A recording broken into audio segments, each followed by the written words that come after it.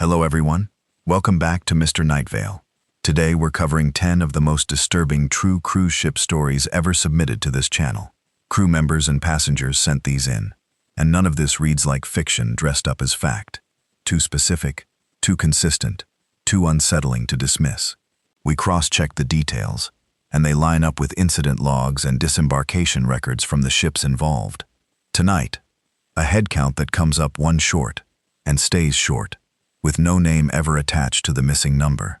A man who shares dinner with a new friend all week, and by the last morning, doesn't exist on a single manifest. A photo, time-stamped from an empty rail, at the exact minute a crew member swears no one was there. Subscribe, turn the bell on. This channel is about slow-burning, authentic horror over cheap jump scares. And if something like this has happened to you, share it in the comments. Your story may be the next one we uncover. Now, kill the cabin light. Let's begin. I got the muster station assignment my second day on the ship, which should have told me something right there. Nobody wants that job. It's not hard, not physically, but it's the kind of task where you're standing in a hallway with a clipboard while 300 confused vacationers in orange life vests try to figure out which end of the strap goes where. And if anything goes wrong, it goes wrong on your sheet, with your name at the top. Muster drill happens before the ship ever leaves the dock. That's federal. That's maritime regulation. You can't sail without doing it. Every soul on board has to report to their assigned station, get checked off a list, sit through the safety briefing, and get accounted for.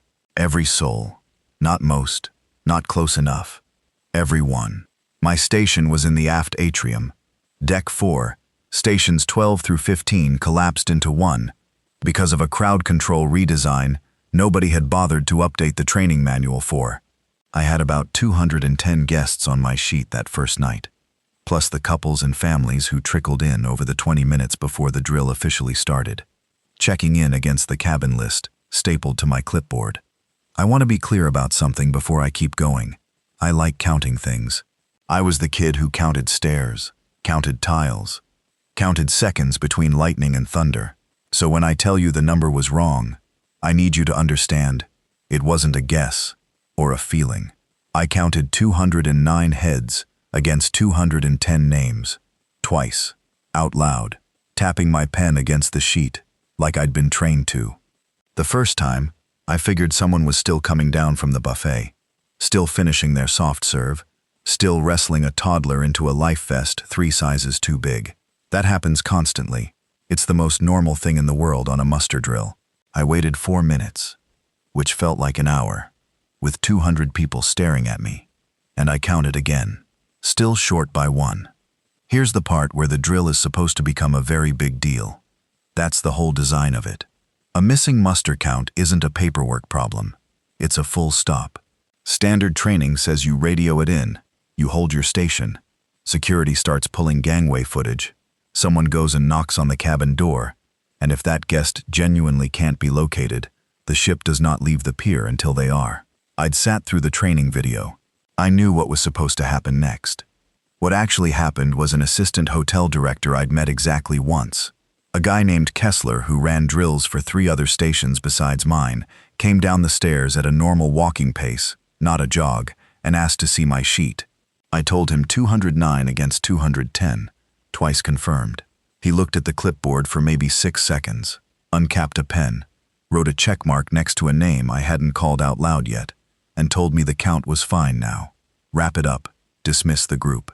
I stood there with the group dispersing around me, and I genuinely couldn't tell if I'd miscounted the first 2 times, or if I'd just watched a grown man fix a head count with a pen stroke and a face that didn't change at all while he did it. I told myself it was nothing that first night. New job, new ship, new nerves, and a system I didn't understand yet. I filed my copy of the muster sheet like I was supposed to, and went to bed telling myself the check mark meant somebody had radioed in that the missing guest was found, sick in their cabin, whatever. Completely routine, completely explained somewhere above my pay grade.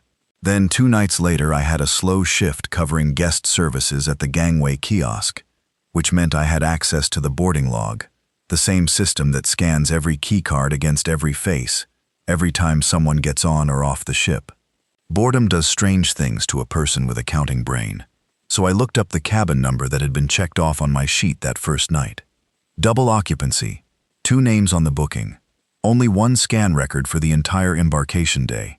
The second name on that cabin had a booking number, a birth date, a passport number on file, everything a real passenger has, and had simply never once passed through the door scanner that every single other person on that ship had to pass through to get aboard. I told myself systems glitch. I told myself that for about a day. The cabin steward for that hallway was a guy named Ferdy, who'd been doing this route for 6 contracts. I asked him, casually, if the couple in that cabin had needed extra towels or anything, fishing a little. He laughed and said there wasn't a couple in there. There was 1 guest, 1 suitcase, 1 toothbrush, 1 set of everything, the whole voyage. He'd been in and out of that room every single day cleaning it. He said it like it was nothing, like double bookings with 1 actual body in the room, happened all the time. Admin error. Don't overthink it. I might have let that go too, except I made the mistake of bringing it up to a woman named Sable, who ran the crew bar most nights and had been with the company longer than almost anyone I'd met. I asked her, half joking, if the ghost booking thing happened a lot. Her face did something very specific, not confusion. Recognition, immediately followed by her telling me, flatly, to leave it alone, that some things on a ship you learn not to ask about twice, and that the people who kept asking twice didn't tend to last long in the job, one way or another. She said it, and then she changed the subject, and wouldn't look at me for the rest of the shift. That should have scared me off. Instead, it did the opposite, because now I had a name for the specific paperwork trail, and a slow week, and a printer room nobody used after 10 at night. Ship crews are legally required to keep drill logs on file for a set period, boxed up in a records office most junior crew never bother to open. I opened it. I went back 6 voyages. The same cabin number, the same kind of one-off correction, a penciled check mark next to a name that never got called out loud. On 4 out of the 6 sailings I checked. Never flagged. Never escalated. Always fixed in under 10 minutes by whoever happened to be running drills that night. I brought this to a bosun named Delacroix, an older guy who'd worked more ships than I'd been alive years, because I figured if anyone would either explain it away or take it seriously, it'd be him. He didn't do either. He poured 2 coffees, sat down across from me in the crew mess, and told me something in a voice that had clearly explained this before to someone else, a long time ago. He told me people go over the rail more than the company ever wants printed anywhere, more than passengers ever hear about, and that when it happens mid-voyage, the very last thing any cruise line wants is a hard, documented, unfudgeable missing person showing up on the very first head count of the trip, because that number, once it's officially logged as short and unexplained, triggers things nobody upstairs wants triggered. Coast Guard notifications, a turned ship, a delayed itinerary for 3,000 paying guests, reporters at the next port. So somewhere along the way, someone built a small, quiet fix into the system instead. That's when he told me about the placeholder, a standing identity, attached to a real booking number, a real cabin, everything that looks legitimate on paper, that exists purely to give a drill officer a name to write down if the real count comes up short before crew have had the chance to quietly search, confirm, and start the proper notification process through channels that don't show up on a public drill sheet. It buys hours, sometimes a full day. It keeps the very first, very public head count clean, while everything else happens behind a closed door. I asked him if that was actually written down anywhere, an actual company policy, because it sounded like the kind of thing a person invents to survive a bad situation once, and then quietly keeps doing forever after, out of habit. He didn't answer me directly. He got up, walked to a locked drawer in the bosun's office, and showed me a laminated procedure card, company letterhead, numbered like every other operational card on that ship, describing in dry, bloodless language exactly what he'd just told me in his own words. Placeholder passenger record, muster reconciliation, discretionary notification window. Somebody in an office had written those words on purpose, had them printed, had them laminated for durability. I want to tell you I felt vindicated. I didn't.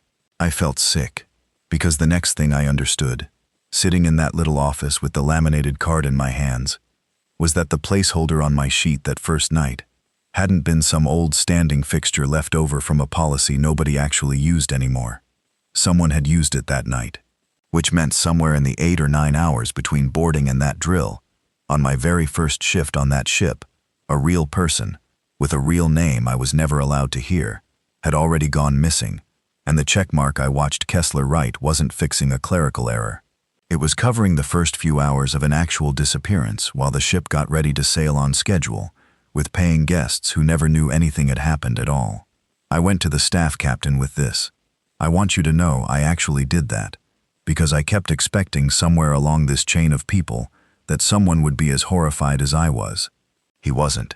He listened to the whole thing without interrupting me once, and when I finished, he told me, almost gently, that I clearly cared about doing my job well, and that doing it well meant running the drill, logging the count, and letting people whose job it was to handle the rest of it, handle the rest of it. He said reporting every incident to the letter would ground ships, terrify passengers who had nothing to do with any of it, and cost the company more in a week than most of us would make in our whole contract. He wasn't cruel about it. That was the worst part. He said it like a man who'd made peace with something a long time ago, and genuinely believed he was being kind by explaining it to me, instead of just shutting me down. I looked into transferring off after that conversation. I actually went to the crew office and asked what it would take to get moved to a different ship before my contract ended. 6 months left, a repatriation clause that would cost me most of what I'd already earned if I broke it early, and a note in my file that would follow me to my next contract. As someone who couldn't handle shipboard life, I had a flight home booked eventually. I had bills due at home eventually. Eventually wasn't now. I signed nothing and went back to work, because that's what having no real options looks like when you're 23 and 6 months deep into a 9-month contract in the middle of an ocean. The next turnaround day, new passengers boarding, entirely new manifest. I ran the same station out of habit more than assignment, because the girl who'd taken it over asked me to help train her through her first drill. 206 against 207. I recounted before she even had the chance to panic the way I had that first night. Still short by 1, before that ship had left the dock, before any of those new passengers had been aboard long enough to so much as unpack a suitcase, let alone go missing. I understood then that I'd had the shape of it backward the whole time. I'd been thinking of the placeholder as something built after the fact, a patch stitched over a wound that had already happened. But there it was again, already sitting in the count on a brand new voyage, full of people who hadn't even found their cabins yet, which meant it wasn't reactive at all. It was standing. It was there from the start of every single trip, waiting, whether or not anyone that particular voyage ever actually needed it. The trainee looked at me the way I must have looked at Kessler, waiting for me to radio it in, hold the line, do whatever the manual said. I didn't. I took the pen out of my pocket, found the name on the sheet I already knew wouldn't be called out loud by anyone in that crowd, made the check mark, and told her the count was fine now. Wrap it up, dismiss the group. I still don't know whose name was on my sheet that very first night. I never will. And somewhere on this ship right now, there's a girl 3 days into her first contract who has no idea she just watched someone do to her exactly what was done to me, and no idea that one day, on some turnaround morning years from now, she'll be the one holding the pen. The call came in at 0014, ship's time, routed straight to my handset from the bridge watch. Screaming, crew corridor, deck 2, aft of the galley. I remember the exact wording because I wrote it into the log before I'd even laced my boots. Multiple screams. Female, approximately 30 seconds, then silence. That corridor runs behind the crew mess and doesn't see foot traffic after 11 at night. Provisions crew are off by 10:30. Galley closes at 11. By midnight, it's just steel and fluorescent light, and the hum of the exhaust fans pulling grease, smell up through the ceiling vents. I got there in under 4 minutes. Badge scan, door, torch up, sidearm still holstered because that's protocol until I have eyes on a threat. And there was nothing. No spilled trays, no scuff marks, no smell of anything but bleach and old fryer oil. Two provision stewards on the overnight stock rotation were 30 feet down the passage, and neither of them had heard a thing, which didn't square with a scream loud enough to wake a watch officer 2 decks up. I stood in that corridor a long moment, doing what you do in this job, which is trust the physical evidence over the report. The physical evidence said nothing had happened here. That absence bothered me more than a body would have.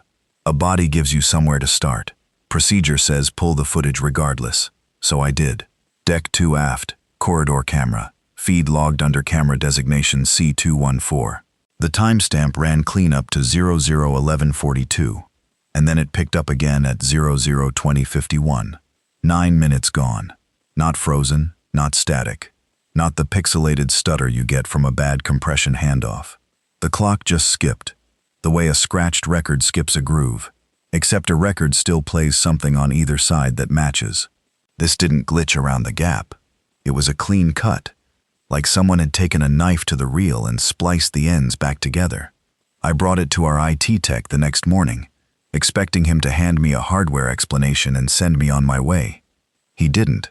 He pulled the drive logs and told me there was no dropped frame count, no corrupted sector, nothing in the diagnostic that a hard fault would leave behind. Whatever had erased those 9 minutes had done it cleanly, from inside the system, the way you'd delete a file, rather than the way a cable failure would eat one. That was the first time the hair on my arms actually stood up, not from fear exactly, more from the specific, cold recognition that someone had done this on purpose. So I went back through the archive, because a ship this size keeps 18 months of security logs before they roll off the server, and I wanted to know if C214 had ever done this before. It had 6 times. 6, before this one made 7, spread across 14 months. Always the same corridor, or one adjacent to it. Always overnight. Always exactly 9 minutes. Never 8, never 10. I'd been assigned to this vessel 11 months. 3 of those incidents predated me. I hadn't logged them. Somebody had, and closed each one out with the same boilerplate line. Technical fault.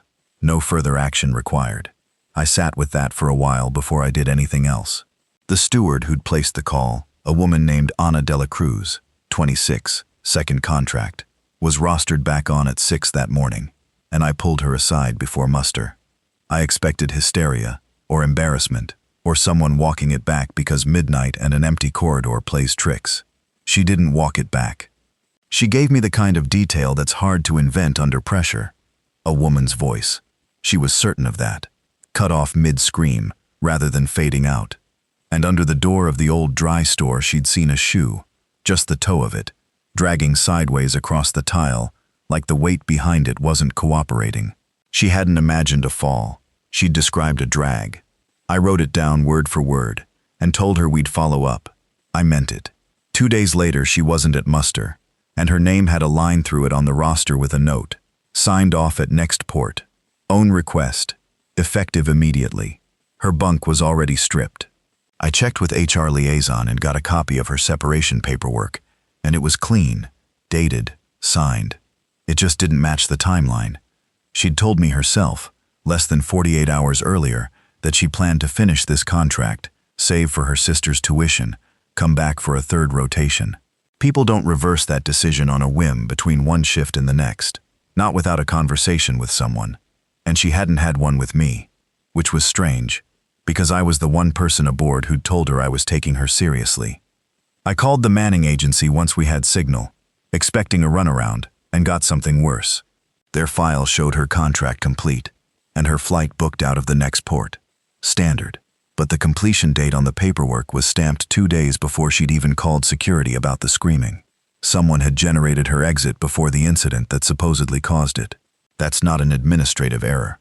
That's paperwork built backward to explain something that hadn't happened yet, or to erase something that had. At that point, I stopped treating this as one bad night and started treating it as a pattern. And patterns you can chart. I pulled crew movement records against all 7 9-minute incidents going back 14 months, and every single one lined up the same way. Within 2 to 3 days of each gap in the footage, one crew member, always someone in their 1st or 2nd contract, always someone who had recently filed an incident report or asked a question that made someone uncomfortable, was gone from the ship by the next port. Paperwork clean. No exit interview on file.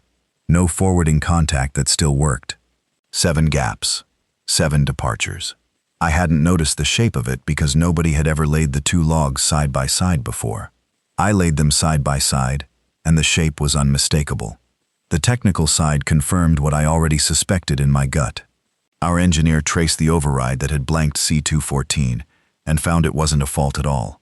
It was a masking function, the same one used legitimately to blank cabin corridors during VIP privacy requests, and it had been triggered manually from the security office's own terminal, not from engineering, not from the bridge.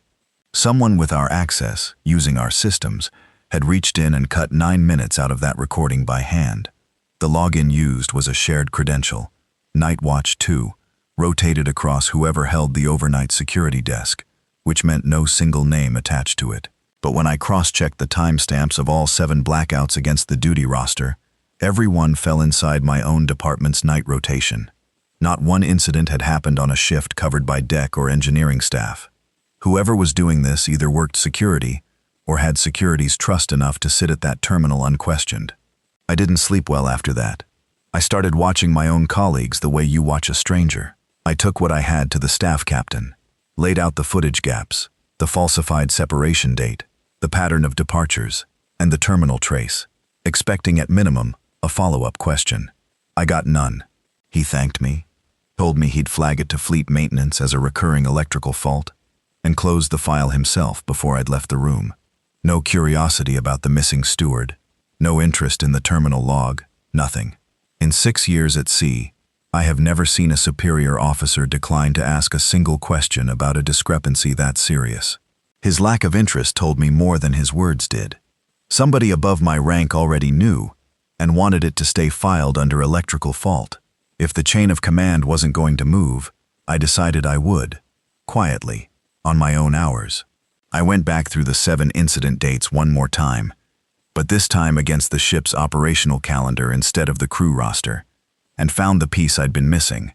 Every one of the 9-minute gaps fell on a night the aft dry store deck was scheduled for provisions resupply the next morning, which meant that corridor's access panel got left unlocked overnight for the loading crew, and meant fewer eyes down there than any other night of the voyage. It wasn't random. It was scheduled around a known blind window. Once I saw that, I could predict the next one almost to the hour, and I set myself up in the crew laundry alcove 2 doors down, lights off, with a clear line on that corridor, and I waited. It happened just after midnight, and this time there was no scream, which was somehow worse, because it meant whoever was moving had already learned to keep it quiet. I watched the old dry store hatch, the one sealed off 2 years back for a refrigeration retrofit that never finished, crack open from the inside, and a laundry cart came through it pushed by someone I couldn't make out from that angle. A tarp folded over the top of it, and under the edge of that tarp, for maybe a second and a half, a bare foot, toes curled, unmistakably attached to a living leg that flexed against the jolt of the cart's wheel catching a seam in the deck plating. I had spent 7 incidents assuming I was chasing a killing. I wasn't. I was watching cargo, and the cargo was a person, being moved, not disposed of. I gave it 2 minutes after the cart cleared the far hatch. Then I used my master key on the dry store door myself. Behind the false wall of the decommissioned refrigeration unit, there was a gap just wide enough for a person, maybe 3 feet by 6, fitted with a thin mattress, a water bottle, restraints bolted into the frame.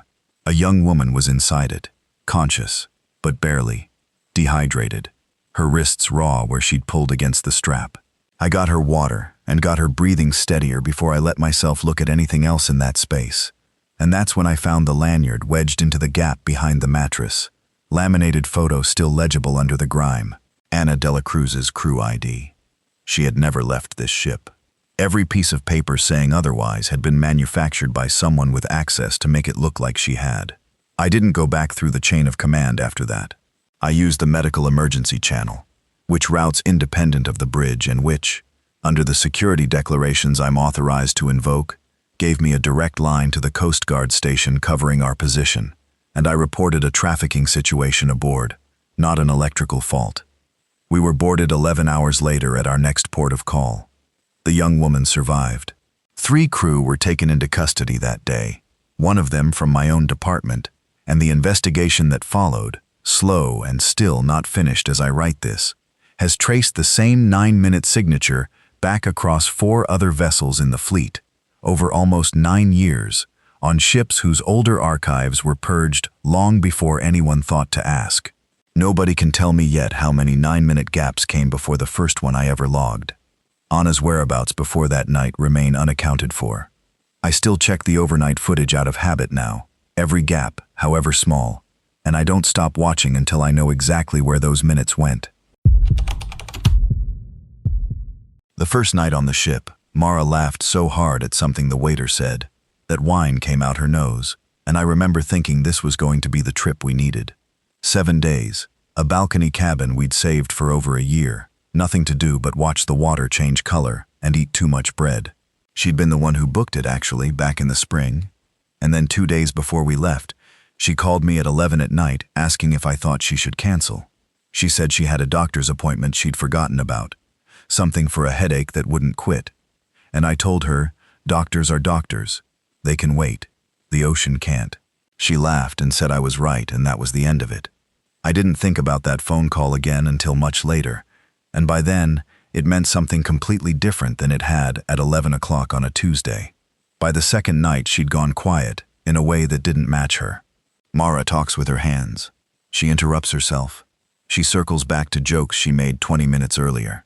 That night, she just sat on the balcony wrapped in the blanket from the bed, watching the wake churn white behind us. And when I asked if she was seasick, she said she thought so. Maybe. And could we just sit for a while? So we sat. I didn't push it. Seasickness hits people different ways. My aunt spent a whole cruise in bed once, so I let it go as the kind of thing that happens and fixes itself by morning. It didn't fix itself by morning. Over breakfast, she asked me if I'd slept okay after we talked. And I said, "What do you mean? We didn't talk. I went to bed right after you did." She looked at me the way you look at someone who's joking and you're waiting for the punchline. She said no. We were out on the deck, past midnight. She remembered, because the crew was hosing down the pool area, and she'd said something about how strange it was they'd do that at that hour, and I'd said something back about the smell of the chlorine. I had no memory of any of it. I told her she must have dreamed it, that seasickness plus wine plus jet lag will scramble anybody's night, and she nodded slowly and let it drop. But there was a second before she nodded, where her face did something I didn't have a name for yet. That afternoon, mostly to put my own mind at ease more than anything, I scrolled back through my photos from the night before, checking timestamps, telling myself I'd prove to both of us that I'd been asleep by 11:40.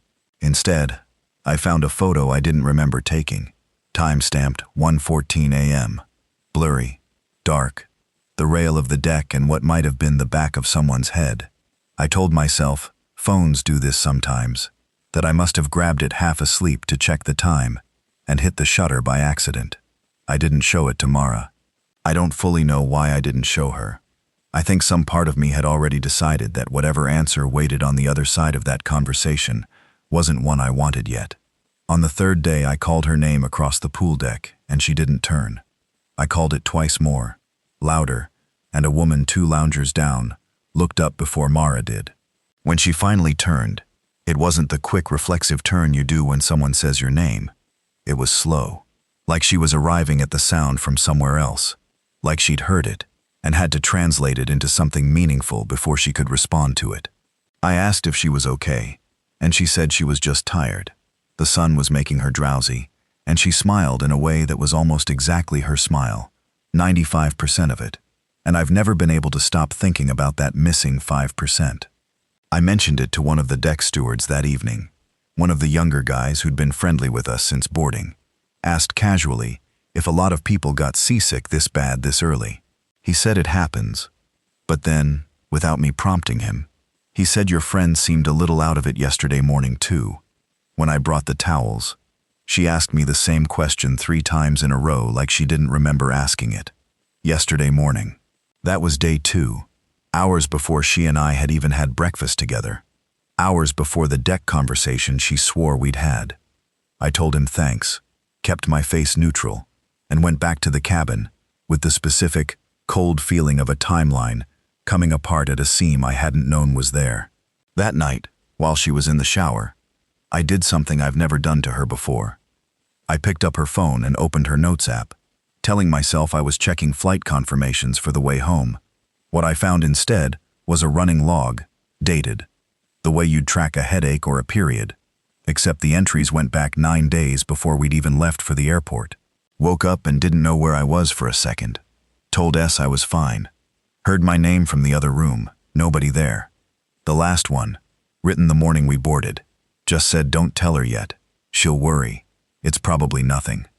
I sat there holding her phone, with the shower running 20 feet away, and understood that whatever this was, it hadn't started on this ship. It had come with her. I thought back to that 11 o'clock phone call 2 days before departure. The headache, the doctor's appointment she'd almost kept. I'd told her to go, the ocean can't wait, and she'd laughed and agreed with me, and I felt something in my chest go hollow and cold, because I had been the reason, or at least a reason, she got on this boat instead of into an exam room. By the 4th morning, she wasn't making sense at breakfast. Not wildly, just slightly, answering questions 2 beats behind. And when the ship's doctor came to check on her after I flagged it with guest services, he used the word dehydration before he'd even taken her pulse. Best if she stays with us a night or 2 for monitoring, he said. Very standard for rough seas this early in a cruise. Nothing to worry about. I wanted to believe him so badly that for about 4 hours I did. They wheeled her down to the medical center with her hand in mine the whole way, and she looked at me and said, I don't know why everyone's making a big deal out of a stomachache. And I said, me neither. And we both smiled like that settled it. I came back that evening because they said visiting hours ran until 8, and the nurse who let me in wasn't the one from that morning. I only got 2 minutes before someone came to walk me back out. But 2 minutes was enough to see that Mara had small adhesive discs stuck along both temples and behind one ear, wires running from them to a machine that was quietly drawing lines. Nobody explains to you unless you ask, and you don't put those on someone for a stomach bug. I asked the nurse what they were for, and she said it's just precautionary, and then found a reason to be somewhere else. I went back to guest services and asked, as calmly as I could manage, to see anything about Mara's file. And the woman behind the desk, more out of habit than kindness I think, turned her screen a few degrees while she typed something else, long enough for me to read a line I wasn't supposed to see. Case opened, 11 days prior, 11 days. We had boarded 4 days ago. Whatever this was, it had a paper trail that started a full week before either of us had set foot on this ship, which meant somebody, somewhere, already knew something was happening to her before she'd even packed her bag. I didn't sleep that night. Around 2 in the morning, I went down to the medical deck again. Told the night nurse I'd forgotten my sister's sweater in there, which wasn't even a good lie, and while she went to check the closet, I looked at the chart clipped outside the door. It wasn't Mara's name at the top. It was a case number, and beneath the case number, in smaller print, patient 3. Not patient A or patient 1, patient 3. Like there was a running count somewhere on this ship. Like whatever was in that 11-day-old file wasn't only about her. The nurse came back without the sweater, and I made up an excuse and left. And outside on the promenade deck, I stood at the rail for a long time, trying to make the number 3 mean something other than what it obviously meant. The next day I did what I probably should have done from the start, and asked around, quietly, if anyone remembered Mara from a previous sailing, because something about that 11-day window kept nagging at me until it clicked. She'd taken a work trip in the spring, a conference, she'd said, 3 nights on a ship, because her company got a deal on a corporate retreat package. Same cruise line. When I found the itinerary buried in her email on a laptop she'd left unlocked in the cabin, it wasn't just the same line. It was the same ship. She had been on this exact vessel 2 months earlier, and tucked into her sent folder was a message to HR, asking if the company's insurance covered a follow-up appointment for symptoms that started, in her words, right after that retreat. She had gotten sick on this ship before. She had come back anyway. She hadn't told me any of it. I found the guy from the retreat's shuttle crew still working this sailing, an older steward who remembered the corporate group because a woman had fainted near the aft pool during that trip and had to be walked to the medical center by 2 crew members. When I asked which cabin block that group had stayed in, he named the same block Mara and I were staying in now. Different floor, same side of the ship. I mentioned that to one of the engineering crew I'd gotten friendly with over cocktails one night, a guy who complained more than most people about how old some of the ship's systems were, and when I described which side, which deck, he got quiet in a specific way and said that whole section runs off an older freshwater loop they've been meaning to replace, and there'd been more than one call about smell complaints from those cabins over the last year. He didn't say contamination. He didn't have to. 2 nights before we docked, I woke up at 4 in the morning, standing at the balcony door, with no memory of getting out of bed, and when I checked my phone, there were 3 drafted messages to my mother I didn't remember starting. Sentences, trailing off mid-word, like I'd been interrupted by something more urgent than finishing a thought. I sat on the floor of that cabin and understood, the way you understand a wave is about to hit you a half second before it does, that whatever this was, it wasn't only happening to her anymore. The last morning, before we were supposed to disembark together, guest services called our cabin and said Mara would be released to me at the port, instead of coming back to the room, that they'd arranged a medical disembarkation, her things already packed by the crew, a car waiting to take her straight to a hospital on land, instead of through customs with the rest of us. Everything about it was handled so gently and so fast that objecting felt almost impossible, the way it's hard to argue with someone who agrees with you immediately and then does exactly what they were already planning to do. At the hospital 2 days later, a neurologist used words like autoimmune and encephalitis and said this: whatever this specific version of it was, is treatable, is not who she is something her body did to itself, and not something wrong with her mind permanently. And for the first time in a week, I let myself cry in a hallway instead of a cabin. She's recovering now, slowly, some days more herself than others, and she still doesn't remember most of what happened on that ship, including the conversation on the deck she swore we'd had, the one I still, honestly, sometimes wonder if I simply forgot. What nobody at that company has ever answered, not the cruise line, not the doctor who signed her out as patient 3, is what patients 1 and 2 were, or whether there's a 4 now, in that same cabin block, on a ship that turned around and sailed again, 4 days after we left it, fully booked, freshwater loop and all. I booked the cruise for myself, because everyone kept telling me I needed a change of scenery. And cabin 8214 was the one they gave me when I checked in. A midship interior room, no window, the kind of space that felt more like a hotel closet than a suite. But it was mine for 9 nights and I was determined to enjoy it. The first 2 nights were fine. I unpacked slowly, the way you do when you finally have time to yourself, and I set a framed photo of my mother on the little desk, angled so I'd see her face when I came in from dinner. On the 3rd night, I came back from the late show and the photo was turned. Not knocked over, not moved to another spot, just rotated maybe 15 degrees, enough that she was looking toward the door instead of the bed. I told myself the ship rocks, that housekeeping bumps things when they turn down the sheets, and I went to bed without thinking much more about it. The next morning I found the paperback I'd been reading closed on the nightstand, which was normal, except I always leave it open, spine up, to hold my place. Inside, on page 112, a single line was underlined in pencil. I don't own a pencil. I hadn't packed one. I stood there rereading that sentence about a woman who knew the house better than the people who owned it, until the words stopped making sense. And then, I did what anyone would do. I checked the door. The deadbolt was fine. The little brass privacy latch was still flipped the way I'd left it. That was the part that got under my skin, because a latch like that can't be undone from the hallway. Something had gotten in and out of a locked room without touching the one thing that should have stopped it.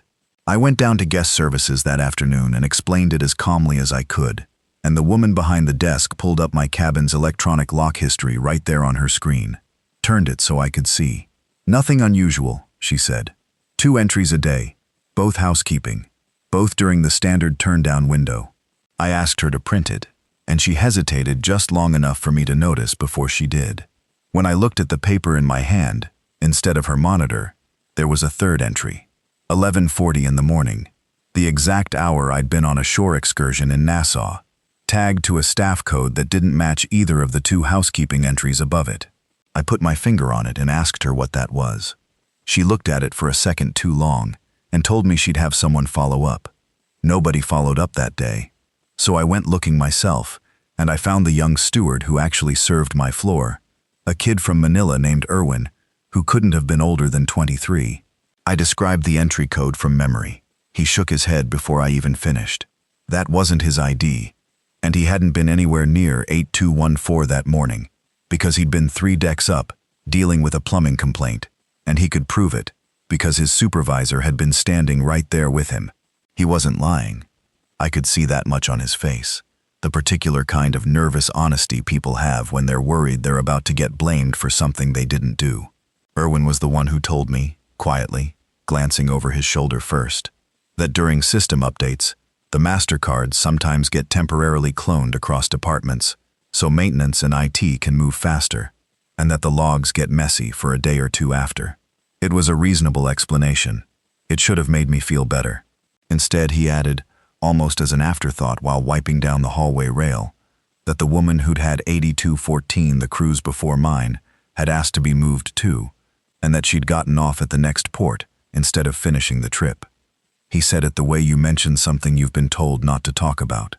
I asked guest services for a different cabin that evening and was told the ship was fully booked, no availability anywhere. Try again in the morning. Then, less than 2 hours later, my phone buzzed with a message saying a cabin on deck 6 had just opened up, and I could move immediately if I wanted. I didn't ask what changed. I packed my bag in 20 minutes and I moved. For 2 nights, nothing happened, and I actually started to relax. Started eating my meals without checking my watch against the last time I'd left the room unattended. Then, on the 3rd night in the new cabin, I came back from the pool deck and found a hair clip sitting neatly in the center of my pillow. It was mine. I recognized the little chip in the plastic on the left side.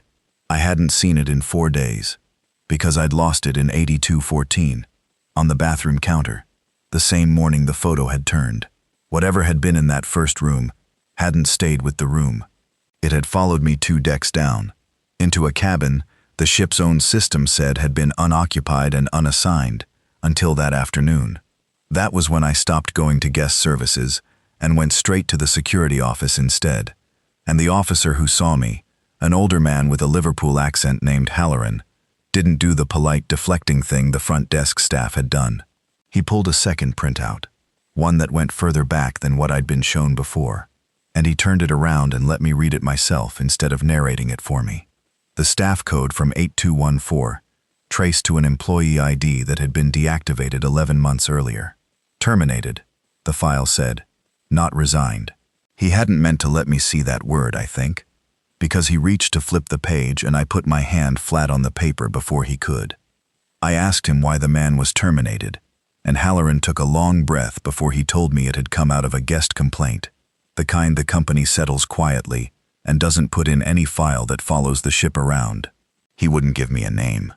What he did give me, without quite meaning to, was a description, because I pushed, and I described back to him a man I remembered from embarkation day, mid-40s, sunburned across the nose, unusually helpful with my bags, the kind of attentive that I'd chalked up to good customer service at the time. Halloran's face did something small and involuntary, a flicker he tried to smooth over, and that flicker told me more than anything he'd said out loud. The man I was describing was still on this ship. That night I couldn't sleep, so I did what I imagine a lot of anxious people do at 2 in the morning, with bad Wi-Fi and nothing else to occupy their hands. I searched the ship's name along with the word missing, and I found a cruise forum thread from almost 2 years earlier, buried under vacation photos and complaints about buffet lines. A woman traveling alone had failed to reboard after a stop in Cozumel. The post said the family believed she'd simply missed the ship and made her own way home, embarrassed, and never corrected the record. The deck number in that old post lined up with mine. The cabin number had been scrubbed out, replaced with X's, which meant somebody had gone back and edited it after the fact. I lay there running the last week through my head. The photo turned toward the door. The underlined sentence about a woman who knew a house better than its owners. The hair clip placed dead center on a pillow, in a room nobody should have known I'd be in. And for the first time, I stopped arranging them as threats, and started arranging them by date instead, in the order they'd happened. Turned photo, underlined page, hair clip, 3 things, 3 nights. And when I said them aloud, they landed like the first 3 letters of something, not like random mischief. Someone wasn't trying to scare me. Someone was trying to get my attention without leaving fingerprints on the attempt. The next night, I didn't sleep in the cabin at all.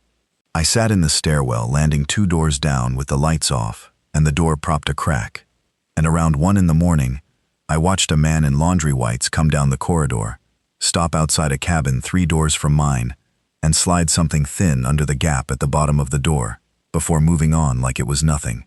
I followed him at a distance I hoped was safe, down through a crew stairwell I wasn't supposed to have access to, until he noticed me and stopped dead. And up close he was maybe 30, exhausted looking, with a name tag that said Mateo, and hands that were shaking slightly worse than mine. He wasn't the terminated man Halloran had described. He was something else entirely. A laundry hand who'd been on this ship for 3 contracts running, who told me, once he'd decided I wasn't going to report him, that he'd been the one who found the missing woman's cabin key wedged behind a dryer drum 18 months ago, long after she was supposed to have flown home from Cozumel on her own, and that he'd handed it to a senior officer who told him to forget where he found it. He said he couldn't go to anyone official because his visa sponsorship ran through that same officer's department, and one formal complaint from a laundry hand would end with him unemployed and blacklisted, not with anyone getting investigated. So instead, every few months, when a woman traveling alone got put into a cabin on that same stretch of Deck 8, he did small things. He moved an object. He left a mark somewhere she'd notice if she was paying attention. Not to frighten her, he said, but to make her uneasy enough to ask questions. Because a passenger asking questions gets answered by people who ignore a laundry worker completely. What he told me next, in pieces, over maybe 4 rushed minutes before someone might have walked past, was that the woman from Cozumel had been involved with the same senior officer, that things had gone bad between them in a way he only partly understood, and that the official story of her missing the ship had been the easiest version for everyone with a paycheck on the line to accept and repeat. He didn't know for certain what had happened to her beyond that. Neither do I, even now. What he did know was that the man Halloran had described to me, the one from embarkation with the sunburned nose, had been let go around the same time under circumstances the company never explained, and that his old key credentials, somehow, hadn't been fully wiped from the system even a year later. I disembarked at the next port instead of finishing the cruise, 3 days early, with photos of that lock printout saved in 2 different places, and a page of notes I'd written by hand, in case my phone got lost. I called the cruise line's corporate office once I was home, and they were polite and thorough, and told me the electronic access logs for that voyage were proprietary and couldn't be released to a passenger, that my complaint had been logged and would be reviewed. Nobody ever called me back. I still don't have a name for the man from embarkation, and I still don't know exactly what happened to the woman from that forum post. And some nights, I think about Mateo, still on that ship, still moving small objects a few inches to the left, in rooms that aren't his, waiting for someone else to notice and ask the right questions before he runs out of ways to say it without saying it. People still ask me what really happened to Frank Doyle, and after 2 years I've stopped pretending I have an answer. I just tell them what I saw, in the order I saw it, and let them make of it whatever they want, because that's all I've got left to give. We met the first night, assigned to the same 8 top in the dining room, the way cruise lines do when you're traveling alone, and they don't want you eating by yourself at a table for 2. He was maybe 60, silver at the temples, the kind of easy talker who asks you 3 questions before he tells you anything about himself. He said his name was Frank, said he was celebrating a birthday, treating himself, no wife along because she hated boats. We laughed about it. By the second night, we were saving each other seats. For the rest of that week, we fell into a rhythm. Coffee at the same railing every morning around 7, when the deck was still wet from the overnight cleaning and nobody else was up. Dinner every night at that same table. A walk after, 3 laps around the promenade deck, him doing most of the talking, me doing most of the listening. It felt easy in the way friendships on ships get easy, fast and shallow and warm, the kind you know won't survive the drive home from the airport, but that you enjoy completely while you're in it.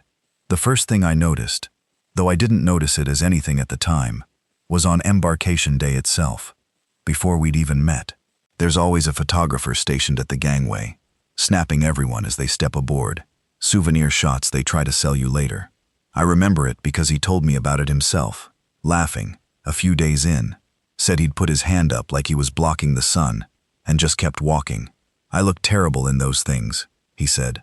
Always have. I believed him. Who doesn't hate their own embarkation photo? A few nights later, waiting for him at the casino bar, I watched him lose $40 at blackjack and pay for every round in cash, folded bills straight from his pocket, never once tapping the room card that hung around his neck like everyone else's. I asked him about it, half joking, said he was the only person on the ship still using real money. He said he liked to keep track of what he spent, that the card made it too easy to lose sense of things. Made sense to me. My own father used to say the same thing about credit cards. It was maybe Wednesday when the first real crack showed, small as it was. We were talking about his kids, and he mentioned, offhand, that his wife had loved this particular cruise line, that they used to sail out of Miami every couple of years. I laughed and said I thought she hated boats. He didn't miss a beat. Said something about how she'd come around to it eventually, how people change. I let it go. People do contradict themselves about their own marriages. God knows I do about mine. 2 nights later, a bad storm rolled through, the kind that has the crew tying down deck furniture and half the dining room turning green. We were up on 11, the adults-only deck, holding onto the railing and watching the horizon tilt back and forth like a slow metronome. And he got quiet in a way he hadn't been all week. Then he said, not looking at me, "If anything ever happens to me out here, don't let them tell you I wasn't here." I laughed, said something about how dramatic that was for a man who'd had 2 rum punches. He laughed too, and the moment passed, and I didn't think about it again until I had every reason to. The following afternoon, I went looking for him at the specialty restaurant we'd talked about trying, the steakhouse that needed a reservation. His key card wouldn't scan at the little podium out front. The hostess frowned at her tablet, tried it twice more, then just waved him through and wrote his name on a paper list by hand, apologizing, blaming the system. He shrugged it off. I remember thinking it was strange, only because I'd never seen that happen to anyone else all week. Not once. Then came the birthday. I'd mentioned to the cruise director's assistant, during a trivia session, that my new friend Frank was turning 60 that very cruise, thinking they'd do what they always do, call his name out at the evening show, make him stand up while everyone clapped. They ran through a list of 6 names that night. His wasn't one of them. I asked him about it afterward, apologized on the ship's behalf, and he just waved a hand and said he hadn't wanted the fuss anyway. I wondered, briefly, whether I'd gotten the wrong assistant, given the wrong information. It seemed more likely than the alternative, so that's what I told myself. I tried, around the middle of the week, to find his cabin number, because I'd bought him a stupid little gift at the gift shop, a keychain shaped like the ship, a joke between us about a comment he'd made. He'd never told me his cabin, always said things like, "I'll just find you." So I went to guest services and asked if they could deliver a small package to a passenger named Frank Doyle. The woman at the desk typed for a while, frowned, typed again, and told me there was no passenger by that name registered on the voyage. I said that couldn't be right. I'd had dinner with the man an hour earlier. She apologized, said the system had been glitching all week, said she'd flag it and get back to me. She never did, and I let it drop, because ships are floating hotels held together with old software and overworked staff, and glitches are just what you expect.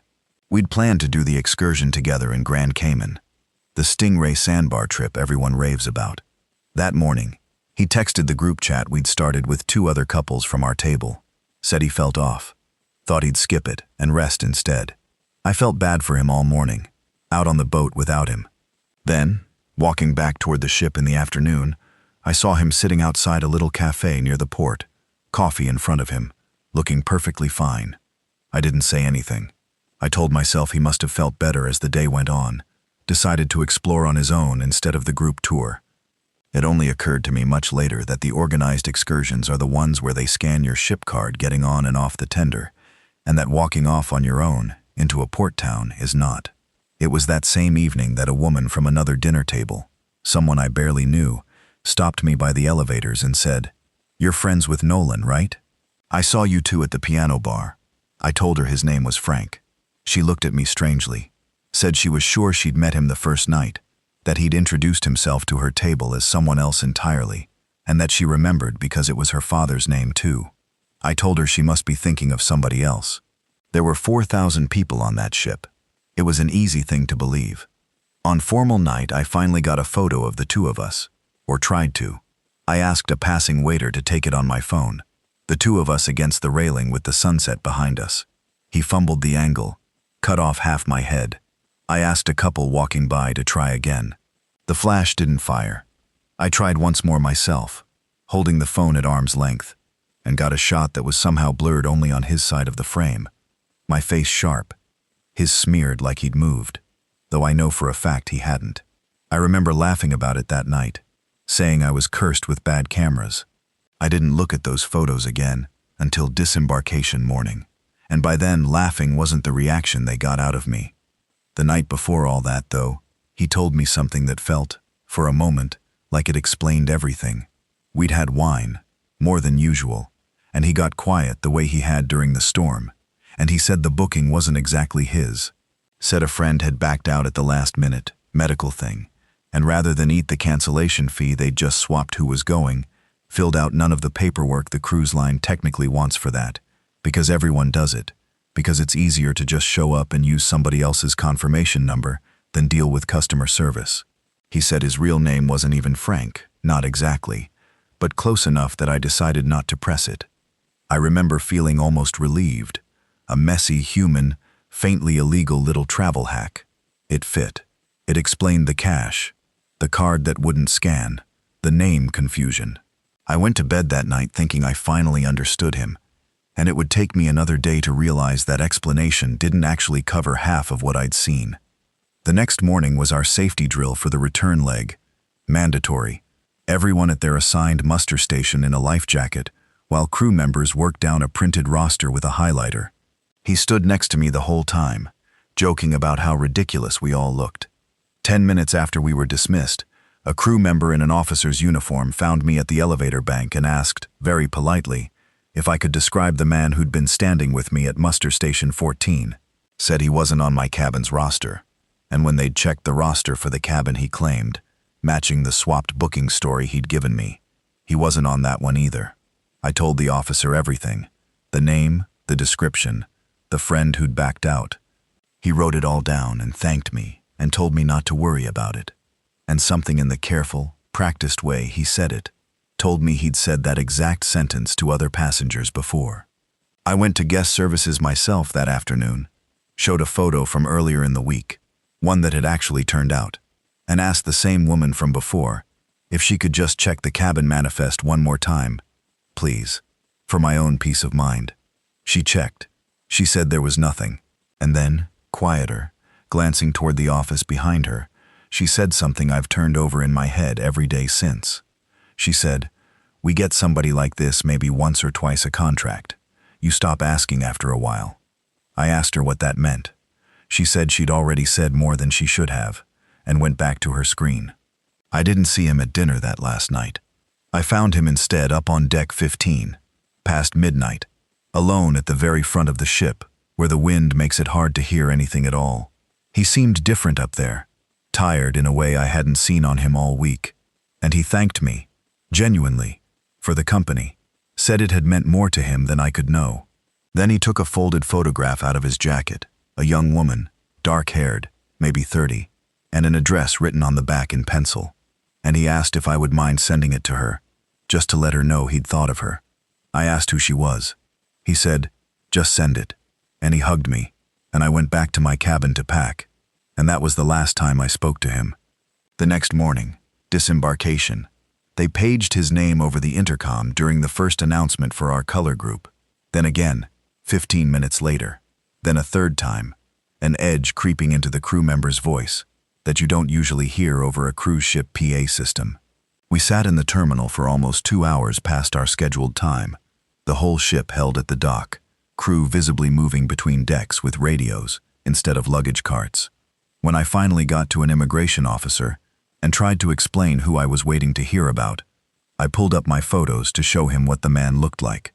Every single picture with Frank in it, all 4 of them across the week, was gone. Not deleted, not in a folder, just absent from the timeline where I knew I'd taken them. Other pictures from those exact moments still sitting there on either side of the gap, like nothing was ever between them.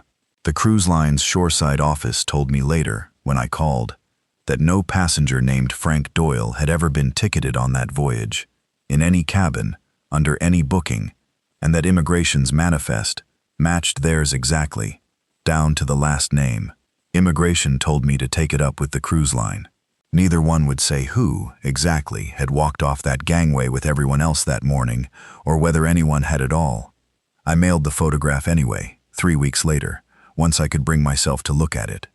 The address was a real one, a small town outside Tulsa. A woman answered when I eventually called to make sure it had arrived, and I described him to her. The voice, the way he laughed with his whole chest, the birthday he claimed, the wife who supposedly hated boats. She went quiet on the other end for a long moment. Then she said that sounded exactly like her father, and that her father had been dead for 3 years. I still have that photograph. I never sent it back. Some nights I take it out and look at his handwriting on the back. Steady, ordinary, a man's handwriting like any other, and I don't feel frightened by it anymore. Not really. Mostly I just feel tired. The way you feel about a question you've asked so many times, it's worn smooth. No edges left to catch on. I was there. I ate dinner with him 7 nights running. And as far as every official record on Earth is concerned, I sailed that week entirely alone. I've done 4 contracts on container ships, and until that crossing, the worst thing that ever happened to me on a night watch was a bearing seizing on the number 1 purifier and having to strip it down at 3 in the morning with grease to my elbows. I'm telling you that so you understand what kind of person I am. I'm not someone who sees things. I log oil pressure, I log RPM, I log temperatures on the aft gensets, and I go to my bunk. That's the whole job. So when I tell you what happened on that watch, I need you to know I'm not the kind of guy who turns a blackout into something it isn't. I still can't make the 40 seconds add up, no matter how many times I run it. We were 9 days out, deep water, nothing on the radar but weather. It was 0140, and I was alone at the board in the engine control room, which is normal for that hour. Then the whole plant dropped. Not a trip, not an alarm cascade building into it. Just gone. All 4 screens. The fluorescence, the standby lighting, everything. Black. 41 seconds. I know because the emergency log picked back up automatic and stamped it to the second once power returned. 41 seconds is nothing. It's less time than it takes to tie a boot. Sitting inside it, in a compartment that's never supposed to go fully dark, 41 seconds turns out to be a very long time. Here's the first thing that didn't sit right. Once I actually looked at the numbers, instead of just being relieved the lights came back. Right up until the drop, every generator was reading clean. No overload, no fault code queued, no governor hunting. On paper, there was no reason for that plant to fail at all. Equipment doesn't usually die healthy. While it was still dark, I did what you're trained to do.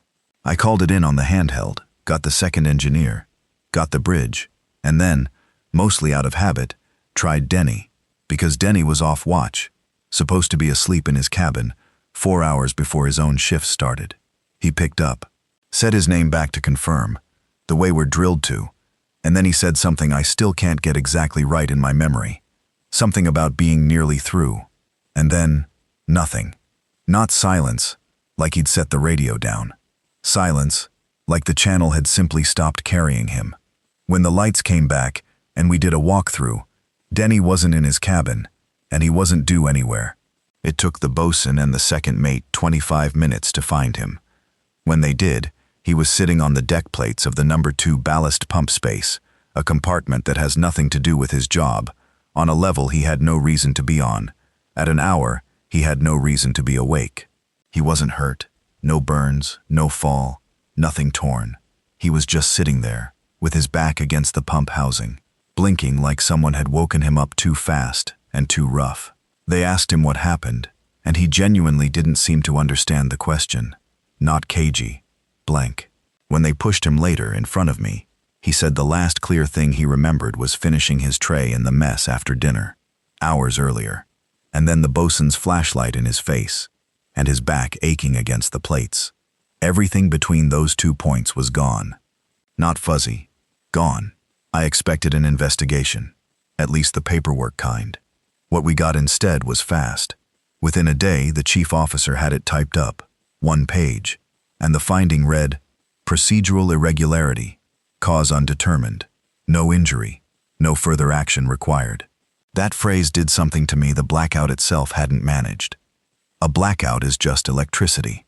Watching an incident like that get closed in 24 hours, on a ship where it takes a week to get new gloves approved, that's when I started paying attention differently. I have access to the door logs because I service the card readers, so a few days later, telling myself I was just being thorough, I pulled the swipe history for that pump space. Denny's card opened it at 0:38, 2 minutes before the blackout, which matched what everyone had already assumed, that he'd wandered in on his own. But there was a second swipe logged 4 minutes earlier, at 0:34, from a card number that didn't belong to anyone on the current crew list. It belonged to a card IT had deactivated 8 months back, when a rating signed off in Busan. I also still had Denny's coveralls, since he'd asked me to run them through the wash with mine, because his machine card wasn't topped up. There was a smear of grease on the left sleeve, and I almost let it go, except I handle our hydraulic oil every day, and this wasn't ours. Wrong color, wrong weight, gummy between my fingers instead of slick. Whatever he'd touched in that space, it hadn't come off anything on our maintenance schedule. I went looking for camera footage next, more out of stubbornness than hope, half expecting it to already be gone. It was, but not the way I'd braced for. The corridor camera outside that pump space showed a maintenance flag for the entire week, entered by an admin account, meaning no recording at all. Not corrupted, not overwritten, just never running. What got me wasn't that it was down. It's that the flag had been logged 3 days before the blackout happened. Somebody had scheduled that camera dark before there was anything yet to hide. I mentioned all this, carefully, to Osei, one of the ABs who's been with the company 11 years, and he didn't look surprised the way I expected. Low, over a smoke on the boat deck, he told me something close to identical had happened 2 contracts back on our sister ship. A guy found in a similar kind of space with the same hole punched into his memory. Said the guy got quietly rotated off at the next port, with an extra month's pay sitting in his account, and a story about a family emergency his own wife apparently never heard about. After that, I started watching Denny, instead of just worrying about him. He'd gone quiet with me, which wasn't like him, and one evening, I came around the corner of the laundry flat and caught him folding something small and flat into the lining of his boot. Fast, like he didn't want it seen. When he clocked me there, he went pale for a second before covering it with a joke. I didn't push it that night. I wish now I had. Around then, running a routine stability check with the second engineer, I noticed the draft survey numbers weren't lining up clean against the container manifest weights from our last port. Nothing wild enough to trip an alarm on its own, but consistently heavier than declared, spread across a cluster of boxes stowed near that same ballast section. On a ship this size, that kind of gap usually gets waved off as measurement tolerance. I used to believe that too. I finally cornered Denny properly, just the 2 of us, and told him what I'd found. The swipe card, the camera flag, all of it, and something in him broke a little. He said there was one thing he did remember, just one, that he hadn't told anyone because it sounded insane out loud.